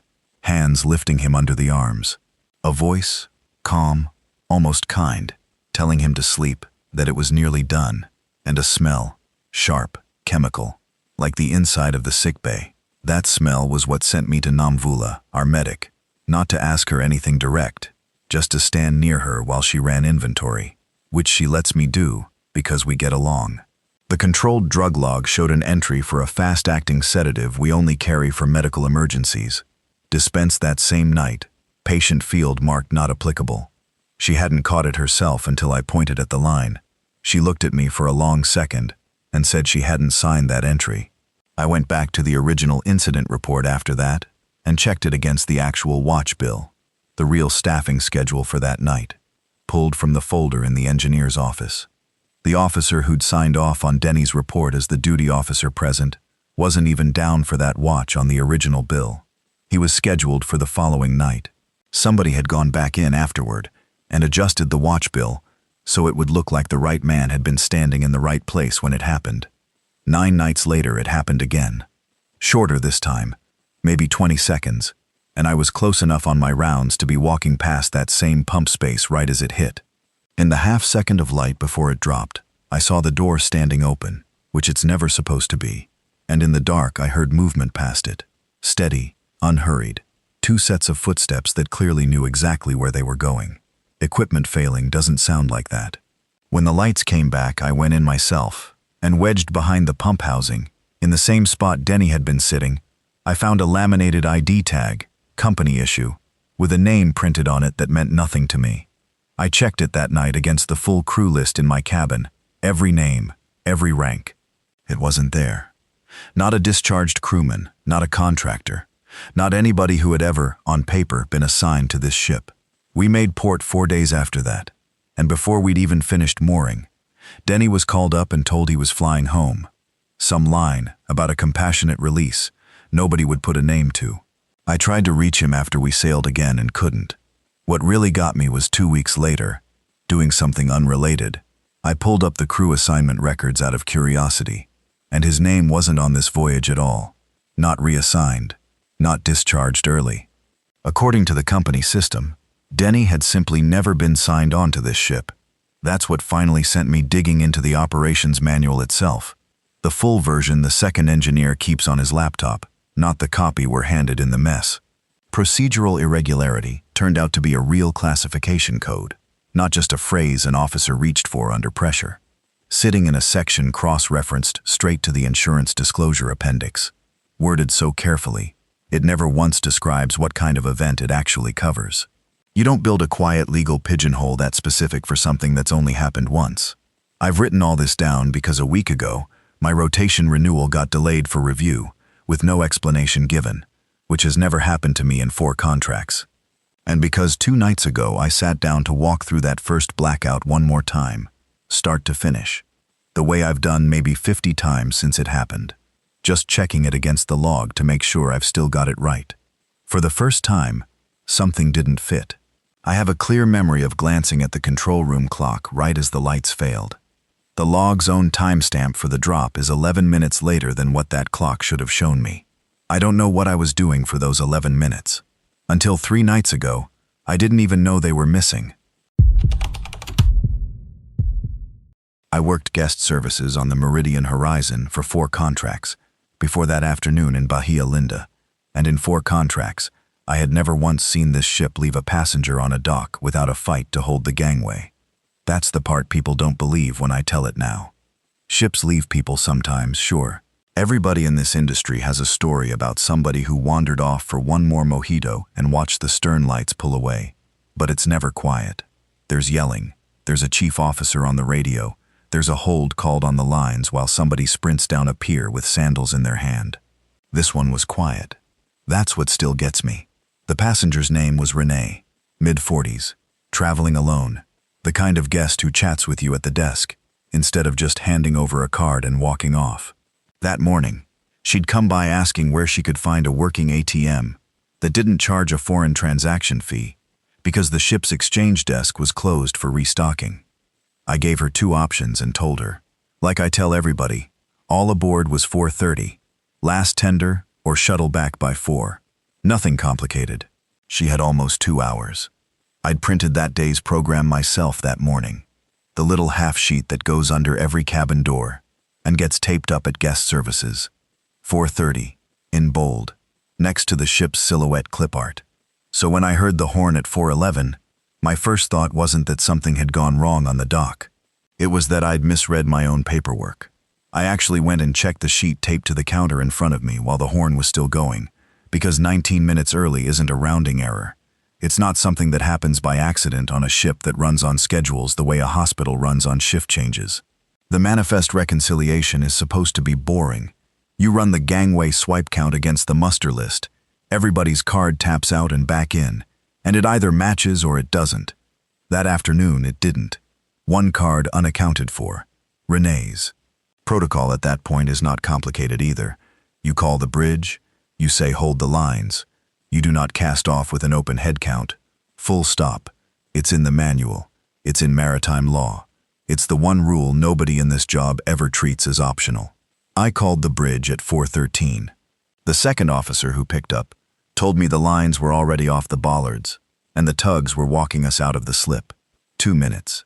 That's the gap between me reporting a missing passenger and being told there was nothing left to hold. I've thought about that gap more than almost anything else in my life since. What made it worse, sitting there running the numbers again to make sure I hadn't fat-fingered a swipe code, was remembering my own voice on the PA 20 minutes earlier. 2 announcements are required before departure. Ship's policy. My job to read them. I did the first one at 4:05, no problem. I did the second one, the final call, at 4:20, and it cut out on me mid-sentence. The mic just went dead, and the system rolled straight into the hold music we use between announcements. I remember being annoyed about it in the moment, the way you're annoyed at a printer jamming, and then forgetting about it entirely, because the horn went less than 10 minutes later, and I had a head count discrepancy to deal with. It didn't occur to me until much later to ask why the system would glitch on exactly that sentence, at exactly that moment, on the one day it actually mattered. Corporate's incident summary came through to the ship by end of day, which in itself should have told me something, because those reports usually take the better part of a week to clear legal. It stated, in the clean, flat language these things always use, that both mandatory departure announcements had been completed in full, as required by company protocol, supported by time-stamped audio logs. I read that line 4 times. I had been standing at that panel. I had heard the dead air with my own ears, and here was a document telling me, and telling Renee, and telling whoever eventually asked, that the record showed otherwise, and that the digital log was the authoritative version of what happened, not my memory. The log. 2 days later, through the port agent's office, I got a message relayed from Renee. She was fine, she said, a little shaken, waiting on a repatriation flight the company was arranging, and mostly just wanted someone on the ship to know she didn't blame guest services personally. Then, almost as an afterthought, the kind of detail you toss into a message because it seems irrelevant next to the big thing that just happened to you. She mentioned that right before she'd left for the ATM that morning. She'd taken a wrong turn below decks looking for a bathroom, and seen a crew member coming out of a locked door with something heavy, at an hour when that corridor should have been empty. She said it like a funny footnote. I filed it away without thinking much of it either, because at that point I was still angry about the announcement, not thinking about corridors. It nagged at me enough, though, that a few days later I asked around, carefully, the way you do when you don't want to sound like you're building a case against your own employer. And that's when a rating I'd worked with for 2 contracts told me, over cigarettes on the crew deck, that this wasn't the first time somebody had been left behind at this exact port. Twice before, over the past 1.5 years, both times filed as passenger error, both times at Bahia Linda specifically, never any other stop on the route. Nobody had thought to put those 3 together until I said Renee's name out loud and watched his face change. I started paying attention to the ship's systems the way you only do once you've stopped trusting them. An engineer I trusted told me, almost casually, that the automated PA has a manual override, accessible not just from the bridge but from the security office 1 deck below it, meaning a mid-sentence cutoff isn't necessarily a fault in the wiring. Somebody can just press a switch. That single fact rearranged everything I'd been assuming. A glitch is bad luck. A switch is a decision. Worried now, mostly for myself, I pulled my own badge log to make sure there was a clean record of me at the PA panel at 4:20, in case anyone ever tried to say the announcement failure was my fault, instead of the system's. What I found instead was that my swipe timestamp had been adjusted, quietly, to show me leaving the guest services counter 4 minutes before the cutoff, as if I'd stepped away from my post, and the failure was on me, not on whatever happened to the signal. Somebody had gone into a log and moved a number by 4 minutes, and the only reason to do that is to have a story ready, in case one was ever needed. Around the same time, I learned the more mundane, more believable half of the truth, the half that almost made me feel stupid for suspecting anything darker. Bahia Linda charges the cruise line steep overtime docking fees past a certain hour, and there was a long-standing arrangement between the local port agent and our regional office to always cast off early here rather than eat the fee. Early departures at this one port were basically routine, quietly signed off on somewhere in a spreadsheet nobody at guest services ever sees. That explained the schedule. It did not explain why the same handful of people kept being the ones left holding the bag for it. So I went back through what little I could find on the 2 earlier incidents. Names, dates, whatever was still in the shared drive, and lined them up against the crew roster for those weeks. All 3 passengers, including Renee, had filed a complaint or asked a pointed question of the exact same officer within 48 hours of being stranded. Same name every time. Our chief of security, Aldo Ferris. That wasn't a coincidence I could talk myself out of anymore. Renee reached out again, this time more privately, once she'd realized I was actually listening. I sent her a photo from the crew directory and asked if that was the man she'd seen coming out of that locked corridor.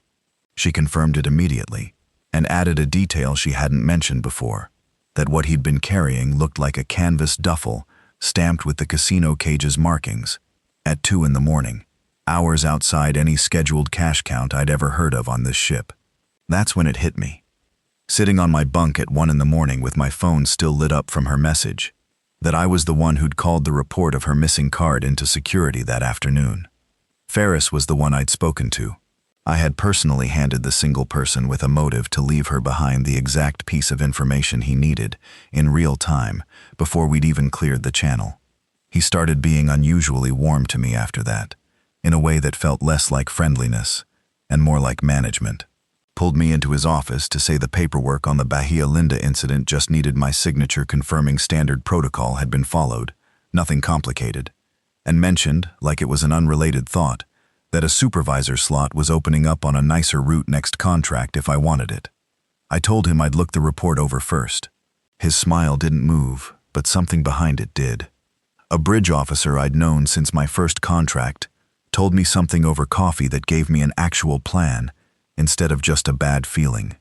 Ships are still legally required to keep a handwritten backup log of PA announcements in the bridge logbook, completely separate from the digital system Ferris and shoreside IT controlled. If the cutoff really happened the way I remembered it, there'd be a paper trail nobody had thought to touch yet. Before I could get anywhere near that logbook, the port agent's assistant let slip something in passing that made my stomach drop harder than anything so far. Renee had just been offered an unusually generous settlement, flights home from a different city entirely, a hotel, a cash goodwill payment, on the condition she fly out quietly and not attempt to rejoin the ship at the next port, the way stranded passengers normally do. It wasn't compensation. It was a way of making sure she was never standing on this ship again, in front of anyone, ever. Scared now in a way I hadn't let myself be until that point, I checked my own personnel file and found a minor write-up from 8 months earlier, something small and forgotten, a late clock-in nobody had cared about at the time, freshly flagged and resurfaced that same week. Nobody builds a file on an employee for no reason. I understood exactly what it was for. I got into the bridge during a shift change on the pretext of dropping off a stack of guest correspondence, and photographed the handwritten log page for that afternoon on my phone, my hands shaking hard enough that I had to take 4 shots to get one that was readable.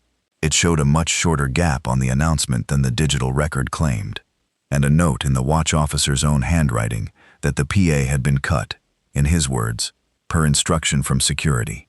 That phrase doesn't belong anywhere near a routine departure announcement, and everyone who's ever worked a bridge watch knows it. 2 nights later, Ferris caught me alone on the crew stairwell and dropped the friendly act completely. He told me flatly that whatever I thought I had wouldn't survive a legal review, and that people who made waves on this route didn't tend to finish out their contracts. It wasn't a threat dressed up as concern anymore. It was just a threat, plain as anything, and it told me more clearly than any photograph could that I'd found something real enough to be worth silencing. I didn't argue with him. I didn't confront anybody. I got the photographed log page and a recorded few seconds of that stairwell conversation off the ship at the next port, through a purser who was finishing her contract anyway and flying home regardless of what happened after. And I had her mail copies to 2 places once she landed. One to Renee directly, one to the Flag State's Maritime Safety Authority. The kind of body that exists specifically to receive exactly this sort of thing from people too scared to sign their own name to it. Weeks later, I was reassigned to a different ship on a different route. For operational reasons, the way the company phrases anything it doesn't want to explain. And I genuinely still don't know if that was punishment or a payoff, or just the easiest way to make me somebody else's problem. What I heard afterward, secondhand, through people who still talk to people on the horizon, was that the Flag State Authority had opened a records audit across the fleet, not just our ship, and that the same mismatch between paper logs and digital ones was turning up on 2 other vessels running the same regional route. Ferris was pulled off ships entirely, pending review, which in this industry usually means a desk somewhere on shore, not a courtroom.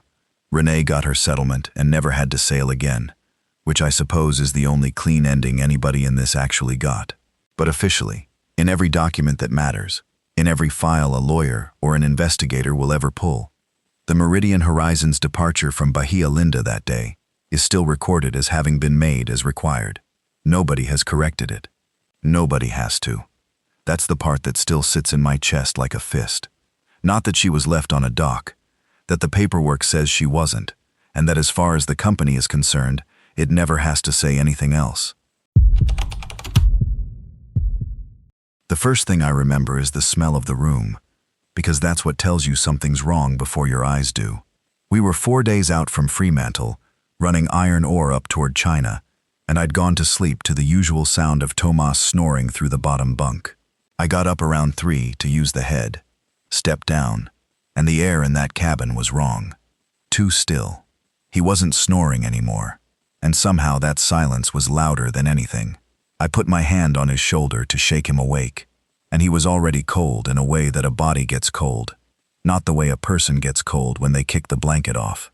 I hit the alarm button by the door, and within maybe 90 seconds, the second officer and the ship's medic were both standing in our cabin, fully dressed, wide awake, like they'd been expecting a knock. I remember thinking at the time, that's fast. That's really fast for the middle of the night on a ship where most people are either asleep or half-conscious on watch. And then I let it go, because grief makes you generous with people. You assume everyone's doing their best. It took me weeks to understand that a fast response isn't always a comforting one. The chief officer sat me down that same morning in the officer's mess, notebook open, and started asking questions. But they weren't the questions I expected. He didn't ask if Tomas had complained of chest pain, if he'd seemed tired, if he'd eaten anything unusual. He asked if Tomas had used the cabin computer that night. He asked if anyone had come by our door after the 10 o'clock watch change. He asked if Tomas had sent any emails through the crew system in the last few days. I remember answering on autopilot, still in shock, and only realizing later that a man supposedly investigating a death had spent 40 minutes asking me about correspondence, and nothing at all about symptoms. By the time I thought to ask if I could see him one more time, they told me the medic had already completed his assessment. Cardiac event, natural causes. The paperwork was being drawn up for the Flag State. That struck me as strange, even through the fog I was in, because normally, a death at sea means the body goes into the ship's reefer, the one meant for provisions, wrapped and logged, and it sits there for however many days until you reach a port with a coroner who can actually examine him. But the forms, I noticed later, when I glimpsed them on the officer's desk, already had a cause written in, days before we'd see land. 2 days after that, I went to gather Tomas's things, because someone had to do an inventory for his family, and I didn't want a stranger doing it. His locker drawer, the one where he kept his phone charger, his passport photocopies, the little spiral notebook he was always scribbling in during his off hours. All of it was gone. Not disturbed. Gone. Someone had already been through it. Cleanly. Like a hotel room after checkout. When I asked the second officer about it, he said the ship's office was holding his effects for the company to process. But I hadn't told anyone I was going to look. That's when the guilt really started chewing on me, because I remembered things I'd brushed off as nothing. Tomas had been off for about 2 weeks before it happened. Tighter than usual. Staying up late with a calculator and printouts of fuel consumption reports instead of sleeping. He told me once, half joking, that the numbers on our bunker receipts didn't match what was actually going into the tanks, that somebody ashore was either bad at math or getting rich off the difference. He said he wanted to bring it to the company's shore auditor when we hit our next scheduled port. I told him to be careful who he said that to. And then I went back to my book. I never once asked him if he was scared. I should have asked him if he was scared. At our next port call, a company superintendent came aboard by launch, and I sat through a second version of the exact same interview, almost word for word, from a man I'd never met. Did Tomas use the computer? Did he receive calls? Did anyone visit our cabin? It should have taken the Flag State's investigators weeks to even get someone out to us. And yet here was a company man with a folder already prepared, moving through the crew like he was closing out a checklist rather than opening one. It was the bosun, an old Filipino who'd been sailing longer than I'd been alive, who pulled me aside near the paint locker and told me, quietly, not to go digging. He said this wasn't the first time a man had died of natural causes on one of the company's ships.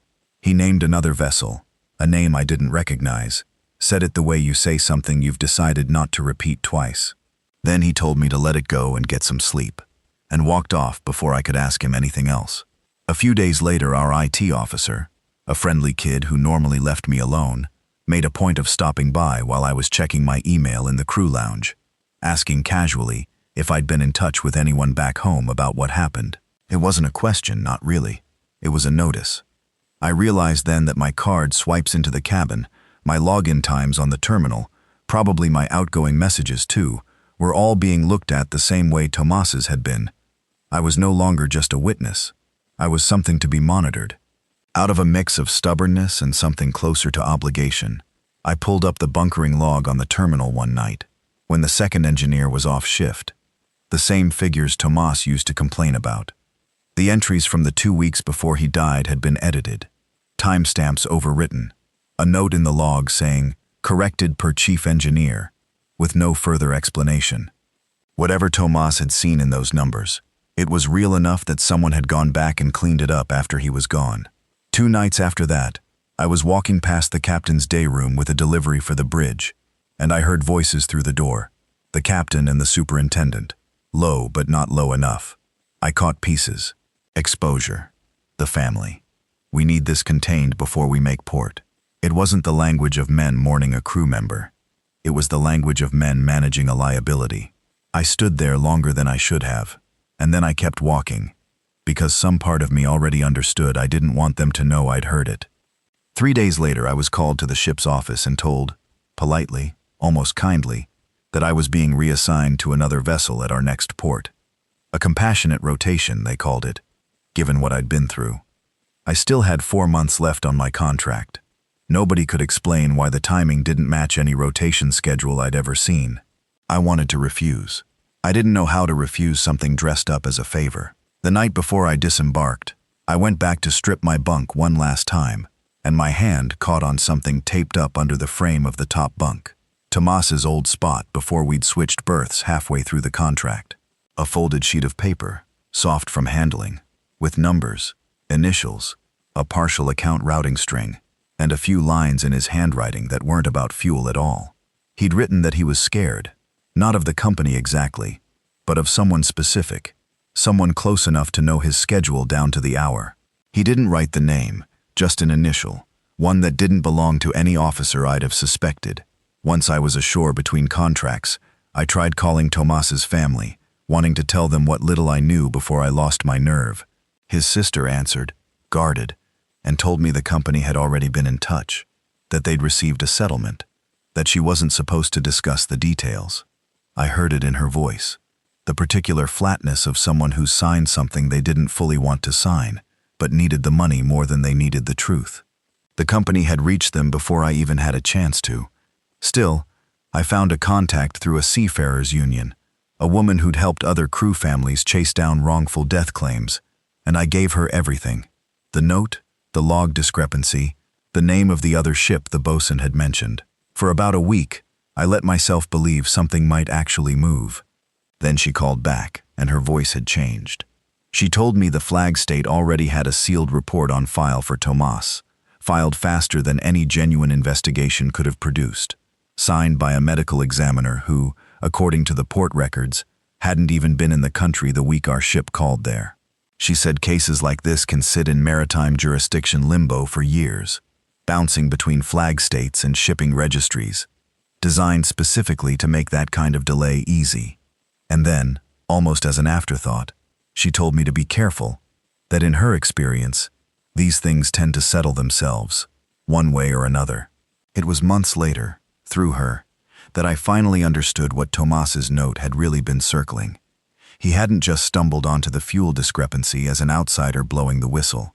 He'd been part of it from the start, taking a small cut to look the other way on the numbers, and only started keeping records once he decided he wanted either a bigger share or out entirely. He wasn't a clean man caught in something dirty.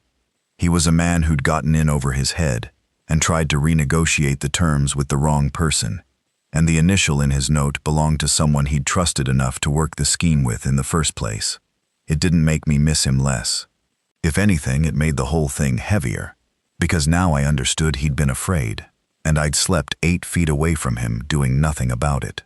The last piece came almost by accident, when the union contact managed to get partial access to the filed report through a records request. Buried in the section labeled Witness Account, quoted almost word for word, was my own statement from that first morning, the one I'd given in shock, half asleep, still in yesterday's clothes. No signs of distress noted by cabin mate prior to the incident. That single line, my line, spoken to a chief officer 40 minutes into a conversation about emails instead of symptoms, had become one of the central pillars holding up the ruling of natural causes. They hadn't needed to silence me. They'd only needed to ask me the right question at the wrong moment and write down my answer. I'm on a different ship now, a different company even. New cabin, new roommate who snores worse than Tomas ever did. A few weeks ago, I got a postcard forwarded through my old union address. No return name, just a ship's name I didn't recognize and 2 words written under it. Natural causes, nothing else. I don't know if it was a warning or a message from someone who found out what happened to Tomas and wanted me to know it was happening again somewhere else. I still have his note folded into the lining of my own bag, and some nights I take it out and read it, and think about what it would actually cost me to finally do something with it. And some nights I fold it back up and go to sleep instead. And I honestly couldn't tell you, most mornings, which one of those men I'm going to be. The check-in took 90 seconds. A woman in a mint green polo scanned Eli's wristband against a little black reader. The screen blinked his photo and his name, and she wrote his number on a whiteboard behind her. 14 kids for the 9 to 11 block. He didn't even look back at me. He just ran for the Lego bin like he'd been going to that room his whole life instead of 19 hours. I told myself that was a good thing. Kids who don't look back are kids who feel safe. I went up to the pool deck, got a lounge chair near the rail, and let the ship do that thing where the horizon tilts just slightly, and your whole nervous system decides to believe, for a minute, that nothing bad has ever happened to anyone. I had 40 minutes before pickup. I made it to minute 11. Mark texted from the cabin, where he'd stayed behind to unpack. "Did you grab E's EpiPen bag or is it still in the safe?" That was the kind of question that turns your stomach to water in under a second, because the answer was, it was still in the safe, which meant it was not in the room with my son, which meant I needed to either bring it to him or pull him out and bring him to it. I didn't think about it. I got up, left my bag on the chair, and walked the 4 minutes back to the club. The same woman was at the desk. I remember her name tag said Denise. I said I was there for Eli, early pickup, and she smiled the professional smile and turned to the room behind her. One door, no other way in or out. Big glass panel so parents can see the kids from the hallway, and the smile stayed on her face about 2 seconds too long before it started to slide. She said he wasn't in there. I said, "Obviously he is. You checked him in 14 minutes ago. I watched you scan him." She said she knew.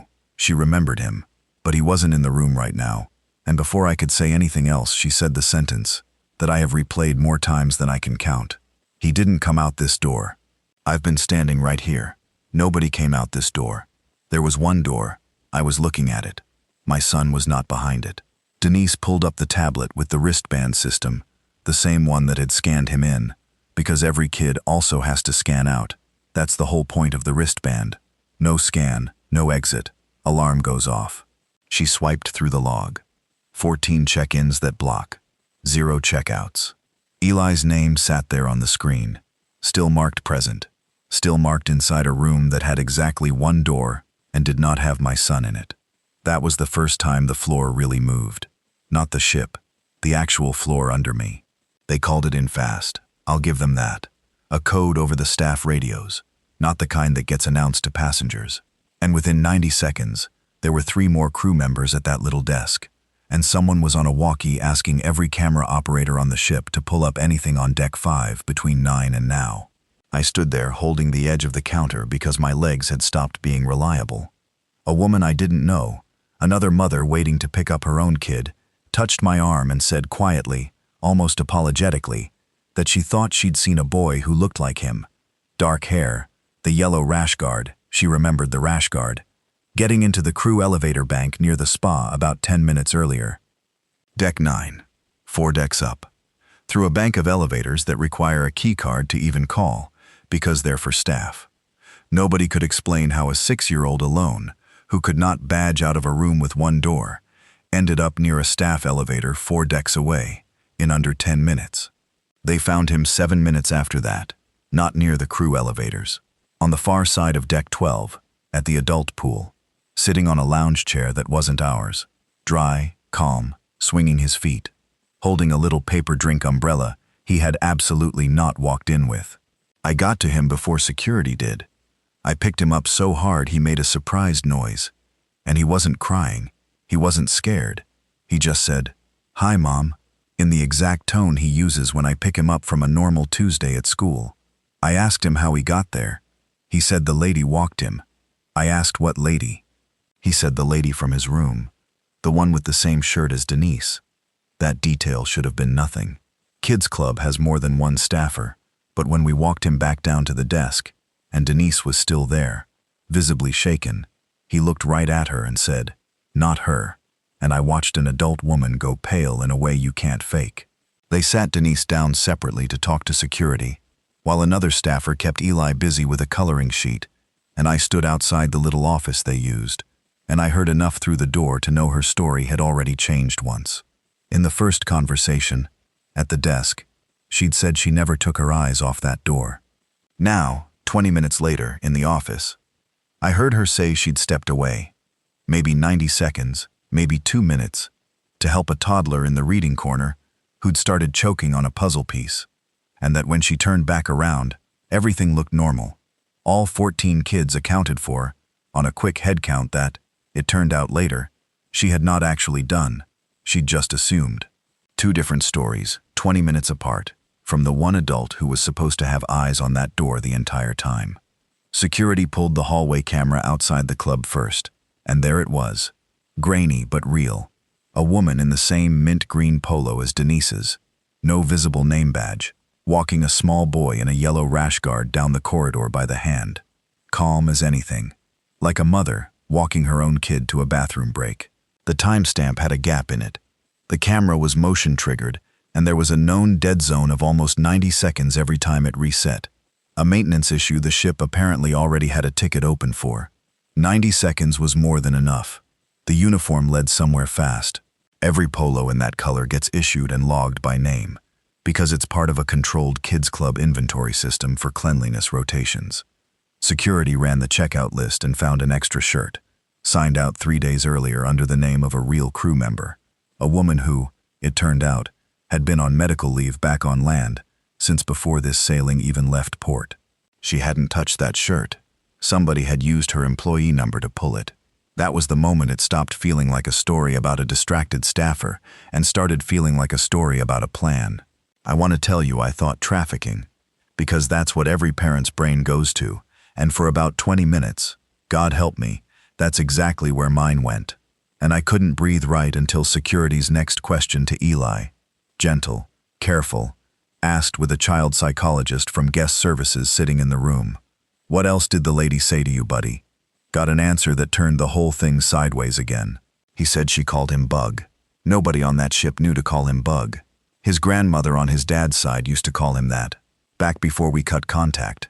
Back when Mark stopped letting her see him 3 years ago after things happened that I'm not going to get into. except to say it wasn't about not loving him. It was about not trusting her judgment. She hadn't seen Eli since he was 3. She wouldn't have known what he looked like now if she'd passed him in an airport. Except she did know. Because when security ran the passenger manifest against the ship's photo ID system, cross-referencing solo travelers who'd boarded in the last 2 days, there was a woman 2 decks below us, traveling alone, booked under her maiden name, a name that meant nothing to the crew and everything to me the second Mark said it out loud in the hallway, with his hand shaking against the wall. They found her in her cabin. She didn't run, didn't lie when they knocked. She was sitting on the edge of the bed, with the mint green polo folded on top of her suitcase, like she'd been waiting for someone to come ask about it. She told them, told all of us, eventually, in a conversation I sat through with my arms crossed so tight across my chest I left marks, that she'd booked the cruise the second she found out our travel dates from a cousin who still talked to her, that she'd never planned to take him anywhere. She just wanted 10 minutes. She wanted to see his face up close one time, before she couldn't anymore. Because 3 months ago a scan came back with a word in it that doctors don't soften, and the version of the future she'd been quietly living in since then didn't have a lot of room in it for waiting around for forgiveness she wasn't sure was coming. I'm not going to sit here and tell you that explains it away, because it doesn't. Not the part where a woman I'd told my husband I never wanted alone with our son walked him past 2 decks of strangers using another employee's stolen badge. But I watched her say it, and I watched her hands shake exactly the way Mark's hands shake when he's lying, which is not at all, and the way they shake when he's telling the truth about something that costs him, which is like this. And I believed the diagnosis before I believed anything else she said that day, because you can fake wanting forgiveness, but I don't think you can fake that particular kind of tired. What I couldn't get her to explain, not clearly, not in a way that lined up with anything else, was the route. She said she took him down a back stairwell crew use for linen carts, 1 flight, maybe 2, and that the whole thing took 4 or 5 minutes tops. But the linen stairwell she described requires a crew key card she never had, and the cameras on that stairwell, the ones that were working, show it empty the entire window. Eli, when we've gently asked him since, still says there was a big glass wall of fish on the way. An aquarium, floor to ceiling. There is no aquarium on this ship, anywhere. We checked twice, and Denise never did settle on one story. By the time she talked to the ship's HR investigator 2 days later, for what I understand was the 3rd time, she'd walked it back again, said she genuinely wasn't sure anymore if she'd stepped away for the toddler or if she just needed there to be a reason, something she could hold on to, because the truth she was scared of was that she might have simply looked at that door and not seen him leave through it at all, which for a woman whose entire job is watching a door was somehow worse than admitting she'd looked away. She was quietly moved off the ship at the next port. No public statement, no clear finding in whatever internal report they filed. At least none they've shared with us, beyond a form letter and a refund we didn't ask for. Eli's grandmother finished the cruise in her cabin, under what the ship diplomatically called a no-contact advisory, and flew home from the next port instead of the last one. Mark has talked to her twice on the phone since we got back. I haven't yet. I don't know if I will. What I know is this.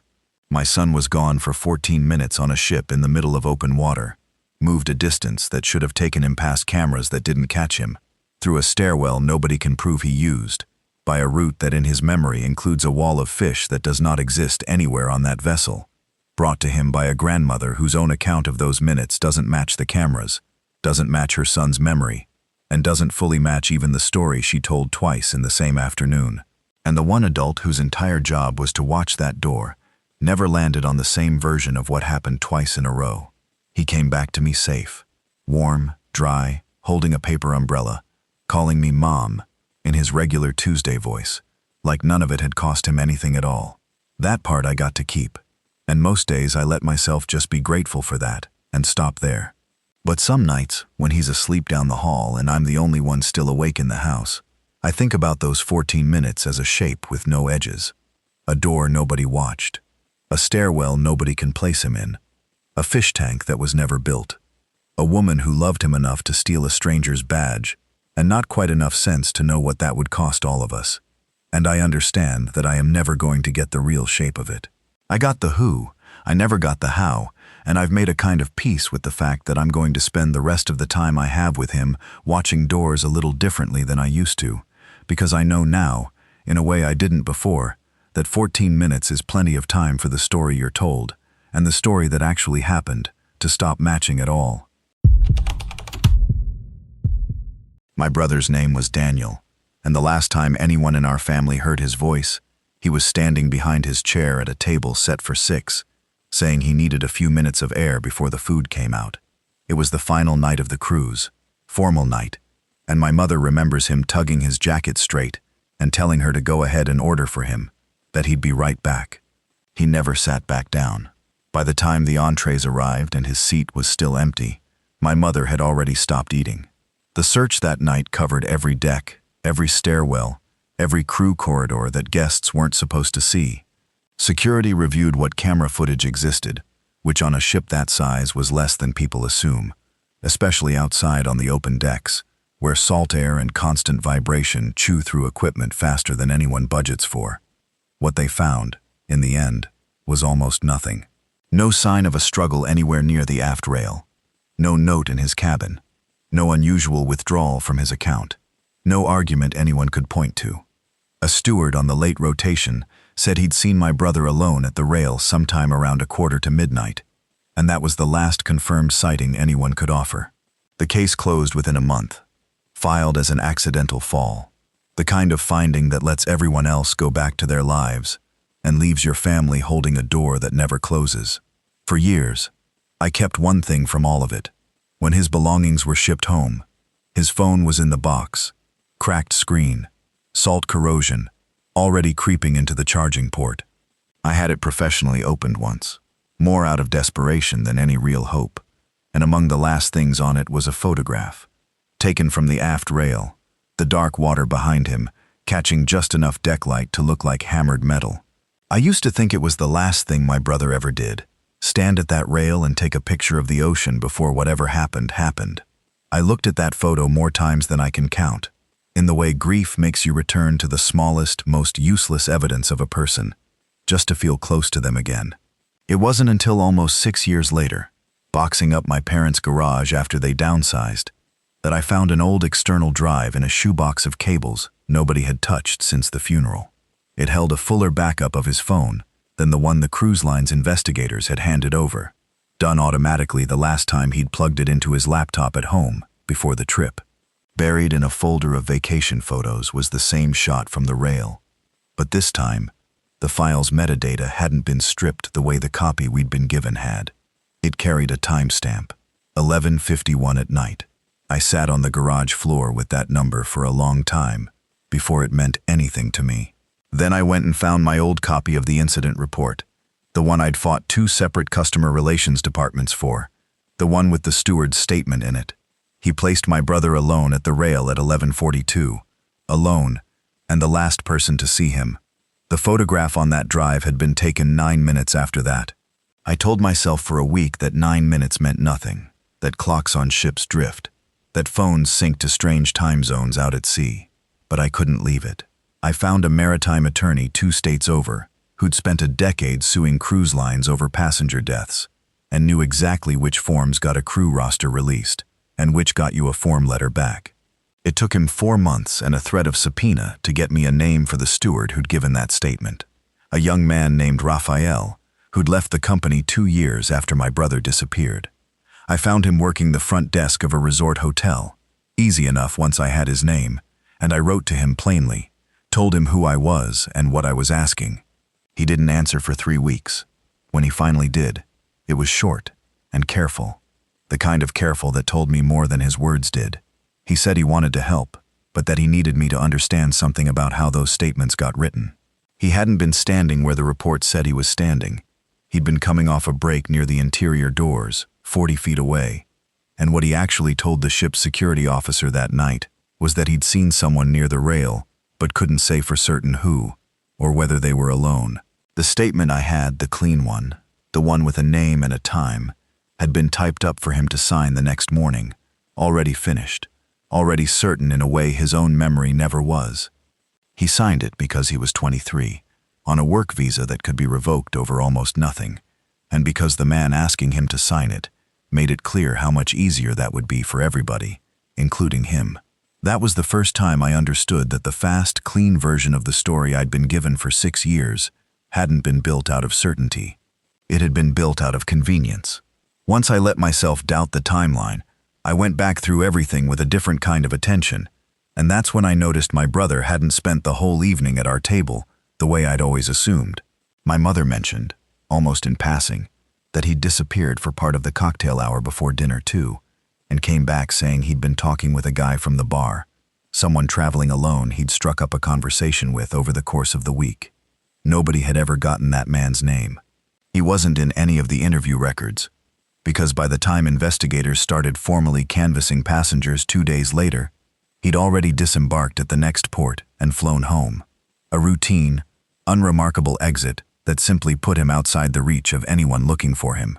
I found him anyway, eventually, through the ship's photography desk. Cruise line station photographers all over the ship, taking posed shots of passengers boarding, dining, standing in front of formal backdrops, and my parents had bought the whole printed package as a kind of memorial after Daniel disappeared, unable to throw any of it away. In one photo from embarkation day, in the background, slightly out of focus, was a man I didn't recognize standing near my brother at the railing during boarding. A private Facebook group for people who'd been on that sailing, the kind that forms every time a few hundred strangers share a week together, gave me a name within 2 days of me posting the cropped photo and asking if anyone recognized him. He remembered my brother right away when I reached him. Remembered him fondly, actually, which was its own kind of gift after everything else. But what he told me changed the shape of the whole night. Daniel had confided in him, hours before dinner, that he thought something was wrong with the safe in his cabin, cash gone missing in small amounts that he couldn't quite account for, and that he suspected it wasn't random, that it had happened to at least one other family he'd spoken to during the week. He said Daniel planned to go to the ship's security office after the final dinner and report it formally, on the record, before everyone scattered home the next morning and lost whatever leverage a group complaint might have had. And then, he told me something that undid the one thing I thought I still understood about that night. He said the last time he saw my brother, close to 11:40, Daniel wasn't heading toward the open deck at all. He was walking back inside, toward the stairwell that led down to the security office level, saying he wanted to get the report in before he lost his nerve. If that was true, my brother was never alone at that rail, taking a photograph of the ocean. Someone else was standing there at 11:51, holding his phone. I went back to the photograph itself after that, really looked at it for the first time, instead of just holding on to it. A friend who does restoration work on old family photographs for a living offered to enhance it for me, pull whatever detail the compression had buried. Along the bottom edge of the frame, where the brass trim of the railing curved into the light, there was a reflection, faint, warped by the metal's curve the way reflections always are, of a shape that wasn't just the empty deck behind the camera. It wasn't clear enough to be a face. It wasn't clear enough to be anything you could take to a courtroom. But it was a second person, standing where the photographer would have had to stand, holding a phone that wasn't theirs. A journalist who covers unresolved cases at sea. Someone I found through the same online circles that eventually find everyone chasing a story like mine, told me something that finally explained why none of this would ever go further than my own kitchen table. The ship was flagged in a country that had never had jurisdiction over a single one of us, and once local authorities at the nearest port had signed off on the cruise line's own investigation, no country involved was under any real obligation to reopen it. Not for a photo, not for a walked-back witness statement, not for a stranger's memory of a stairwell 6 years old.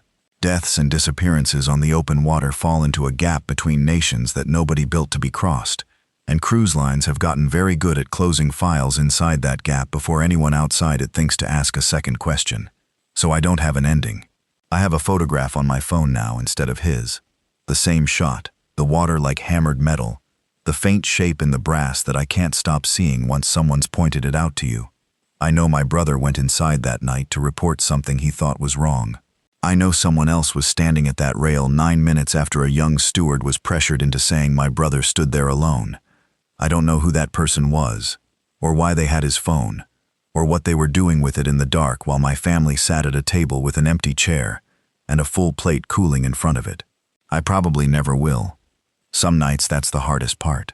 Harder than the loss itself. The not knowing sitting right next to the knowing. Close enough to touch. Close enough that I keep reaching for it anyway.